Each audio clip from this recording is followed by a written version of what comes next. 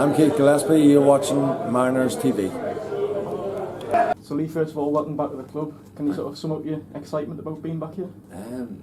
Thanks, Dan. It's pretty hard to. I mean, as you know, I've just spent the last hour or so here at the ground. First time I've been back for a while.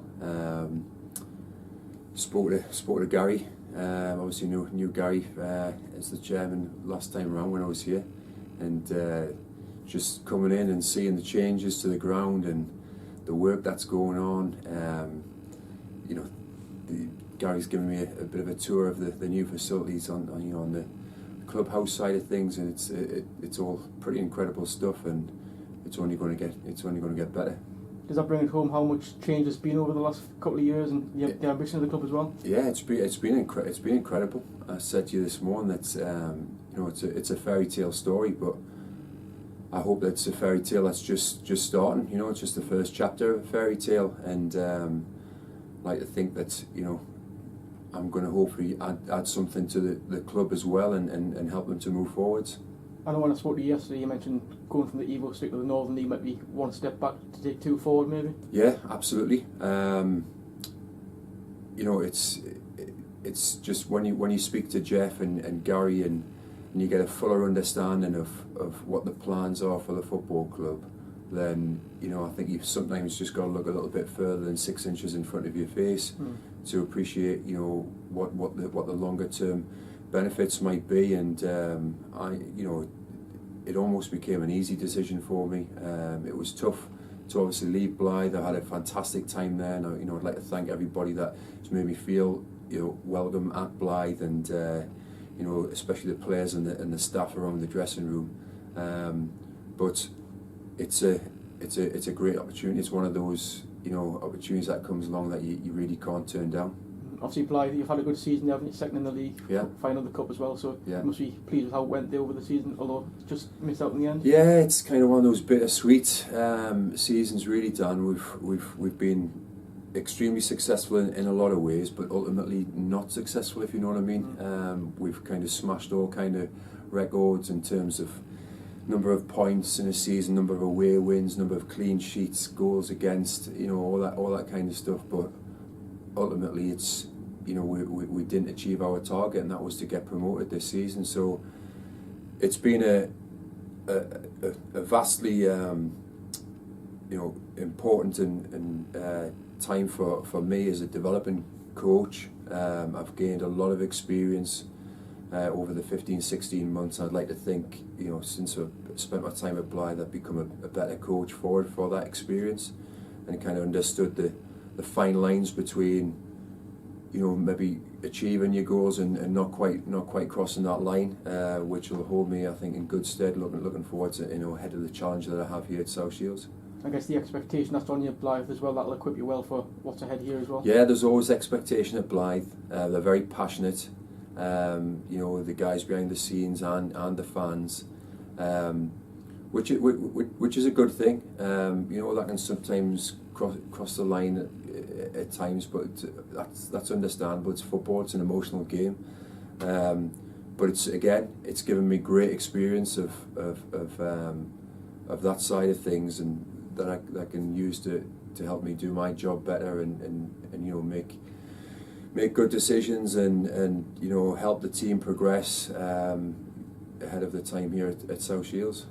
Just obviously your first spell at the club, you must have had a feel for the club then, and the potential of the club when you were here the last time. Yeah, I mean, again, I mentioned it yesterday that there's the guys that have been here for years and years, and I'm always a great believer in looking forwards, but you'll look back at times, and the club over its history has been a massive club at times. In the 60s, 70s, thousands of people watching the club play, and I think it just shows you that there's the capacity and the potential there for that to happen again. The club's taking steps towards that, and it's if we can get off to a good start next season and continue that momentum, maybe bring in a few other signings that might attract more people to come and watch us play. I know Julio, was a great signing, not just because of the quality that he brought on the pitch, but he raised the profile of the football club. So yeah, it's just about keeping that momentum going, Dan, and I think who knows what the crowds might be next season if we get the right results. You also had a look around today, the work that's been done on the pitch as well. How important is that going to be moving forward as well? That's massive to me personally. Obviously, as a coach, and the way that I like to coach my teams, and anybody who's watched my teams play, whether it be at Blythe or elsewhere, will know and appreciate that. I like to play, an attacking, attractive brand of football. And I said to Blythe when I first went to Blythe, I asked the chairman if he could, invest some money into the pitch, which he did, and I think everybody at Blythe saw the results last season from the football that we played. I think you can have 11 fantastic players on the pitch, but if you're tying one hand behind their backs with the surface that they're having to play on, then you're hindering yourself. So it's great to see. From my perspective, it's like it's like Christmas Eve when you walk in and you see all the work going on the pitch. So just really raring to get going, and met up with Lee Paul Scroggins again this morning. It was nice to see him and catch up with him, and I'd be sad to leave a number of the lads that I work with at Blythe, but one door closes, another one opens, as they say, and I'm looking forward to getting to know and develop a real good working relationship with a new set of players, and massively looking forward to it. How vital is the time on the training ground going to be as well? What do you say? Yeah, I mean, we touched on this ourselves this morning with Gary. The players will be expected to get themselves ready, physically, way before pre-season starts. At least put themselves on the road to that anyway, because pre-season's changed a lot over the years. The methods have changed, and with it being like a new side for me to coach, I can't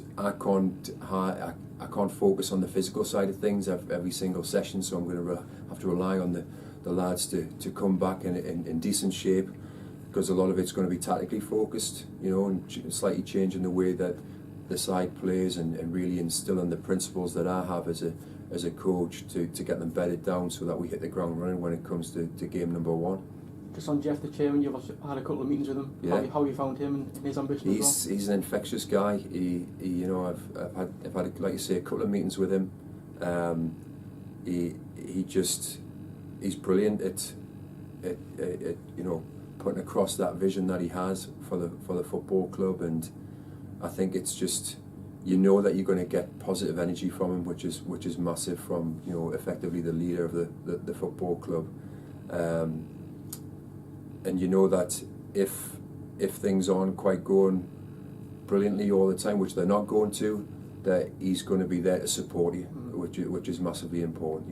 We all understand that we're in a results-driven business, but that to have that kind of support network in place, and Jeff's a massive part of that, is huge. And he's passionate about the football club because he has an emotional attachment to the football club. He's a South Shields guy. He used to support the club when he was younger. And he's in it for all the right reasons. So he's a great guy. His ambition to move up through the leagues is sort of well documented as well. Is that something that excites you as well, to try and move? Massively. And when I had my meeting with Jeff, I wanted to convey that myself from my I see it as a great fit for me, because I'm ambitious as a coach, as a relatively young coach, and to be in an environment that is led by somebody like Jeff, that kind of ambition is mirrored on both sides, and I feel like as I progress, I can help the football club progress, and vice versa. So for me, in my opinion, it's a great fit. In the immediate aim, I guess, will be promotion at the first time of asking. Of course, I don't mind that pressure being levelled on me, on John, on the rest of the staff here at the club. I think everybody knows where this football club wants and needs to go. But it's a pressure that I'll relish, and that the players are going to have to relish as well. You certainly would rather it be that way than be going into a season thinking, are we looking to finish fourth bottom or whatever it is that the target, you know. So we've got to gear everything up to be successful this season, and that's got to be the message from day one.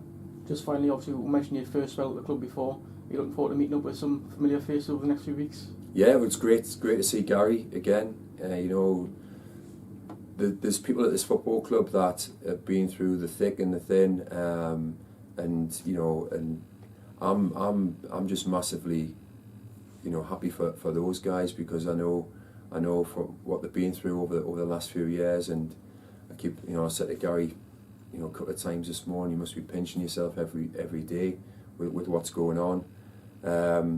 But yeah, there's Stephen Ramsey and Barry Smith, who are still here on the playing staff. Looking forward to catching up with them again. And yeah, I think, you know, we're going to have a really exciting season to look forward to.